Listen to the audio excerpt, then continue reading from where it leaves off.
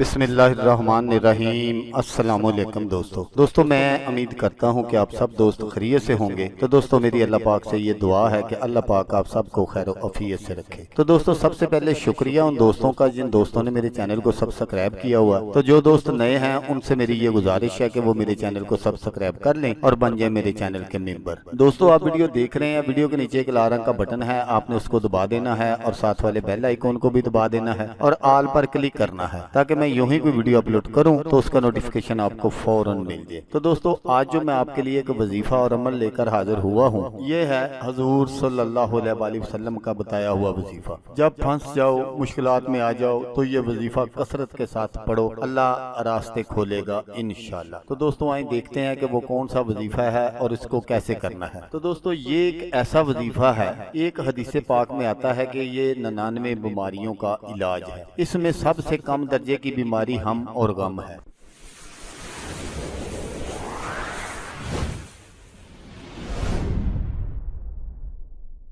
یہ دکھوں کا مداوع ہے، مشکلات کا علاج ہے، اور یہ وظیفہ میرے حضور صلی اللہ علیہ وآلہ وسلم نے بتایا۔ حضرت ابو ذر غفاری رضی اللہ تعالی عنہ کو حضور نے 5 باتیں بتائی، ان میں سے 5ویں چیز یہ تھی، ابو ذر کثرت کے ساتھ لا حول ولا قوت الا باللہ پڑھا کرو۔ فرمایا عرش الہی کے نیچے ایک خاص خزانہ ہے، یہ وظیفہ وہاں سے آیا ہے، زندگی میں معمول بنا لو، جب پھنس جاؤ، مشکلات میں آ جاؤ تو لا حول ولا قوت الا باللہ پڑھو تو انشاءاللہ اللہ راستے کھولے گا۔ حضور صلی اللہ علیہ وآلہ وسلم نے 3 چیزیں عطا فرمائی، اللہ سے ڈرو، صبر کرو اور کثرت کے ساتھ لا حول ولا قوت الا باللہ پڑھو۔ تو دوستو یہ ایک ایسا وظیفہ ہے کہ اگر آپ کسی بھی مشکل میں گرفتار ہوں، یا کوئی بیماری ہے، کوئی دکھ ہے، کوئی تکلیف ہے، یا کسی طرح کی بھی کوئی حاجت ہے، تو آپ یہ وظیفہ کریں، انشاءاللہ اللہ پاک آپ پر اپنی رحمت کے دروازے کھول دے گا۔ تو دوستو اگر آپ کو یہ میری ویڈیو اچھی لگے تو آپ نے اس کو لائک اور شیئر ضرور کرنا ہے۔ ہو سکتا ہے آپ کو ضرورت نہ ہو، کسی اور دوست کو ضرورت ہو تو